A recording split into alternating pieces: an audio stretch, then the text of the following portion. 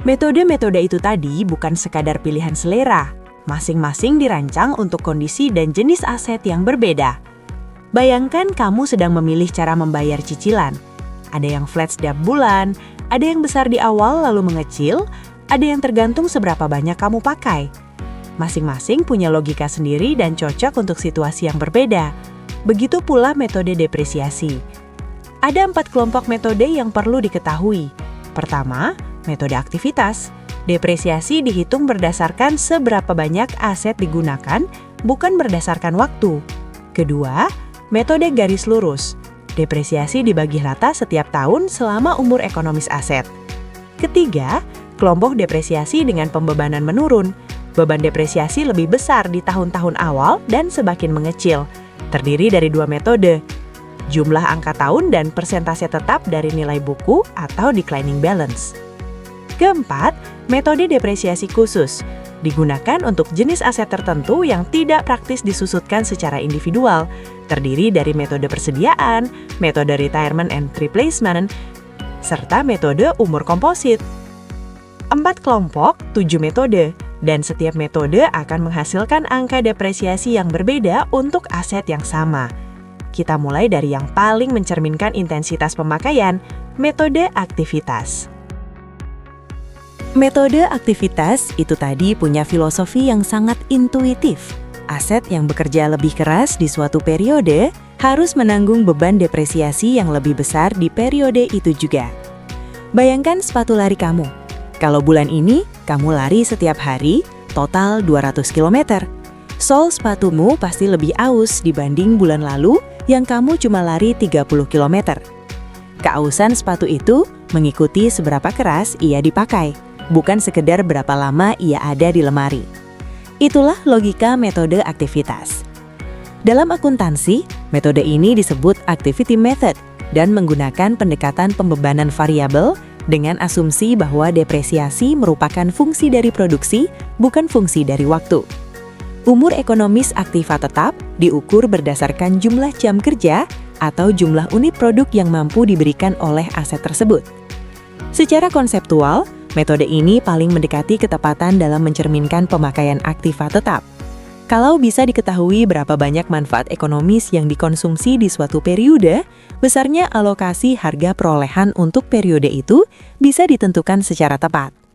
Namun dalam kenyataannya, metode ini cukup sulit diterapkan. Menentukan total kemampuan ekonomi suatu aset dan mengukur penggunaan manfaatnya per periode bukanlah hal yang mudah secara praktis. Terlepas dari keterbatasannya, metode aktivitas adalah metode yang paling jujur dalam mencerminkan pemakaian. Dan untuk memahami cara hitungnya, kita langsung masuk ke contoh soalnya.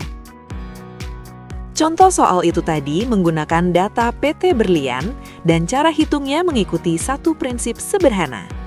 Berapa porsi kapasitas yang sudah dipakai, sebesar itulah biaya yang dibebankan.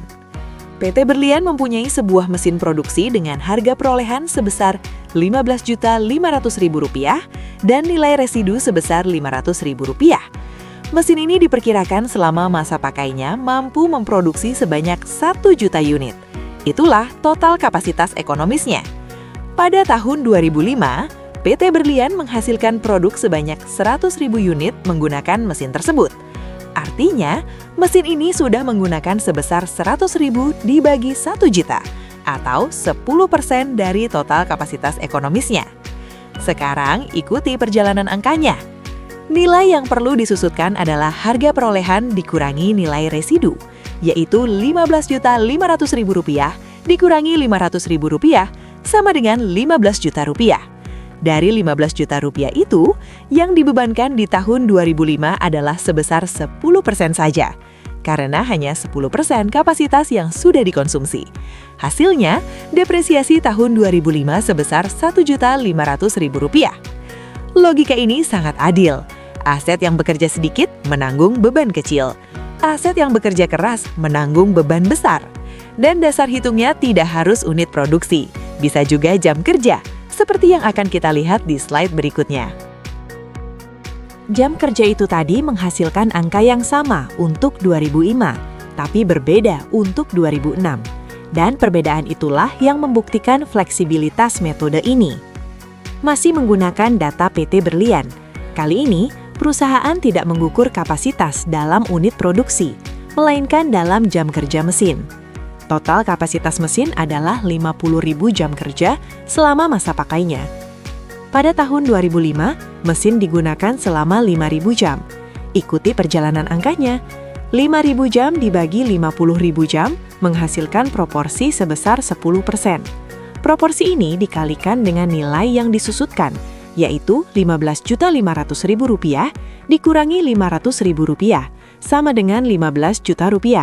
Hasilnya, depresiasi tahun 2005 sebesar Rp1.500.000, angka yang sama persis dengan perhitungan berbasis unit produksi tadi.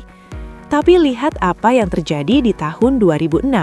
Mesin hanya digunakan selama 4.000 jam, lebih sedikit dari tahun sebelumnya. Proporsinya menjadi 4.000 dibagi 50.000, atau 8%. Dikalikan Rp15 juta, depresiasi tahun 2006 sebesar Rp1.200.000, lebih kecil dibanding tahun 2005 karena mesin bekerja lebih sedikit. Inilah keistimewaan metode aktivitas. Depresiasi berfluktuasi mengikuti intensitas pemakaian. Berbeda jauh dengan metode berikutnya yang justru memilih pendekatan sebaliknya, rata dan konsisten setiap tahun.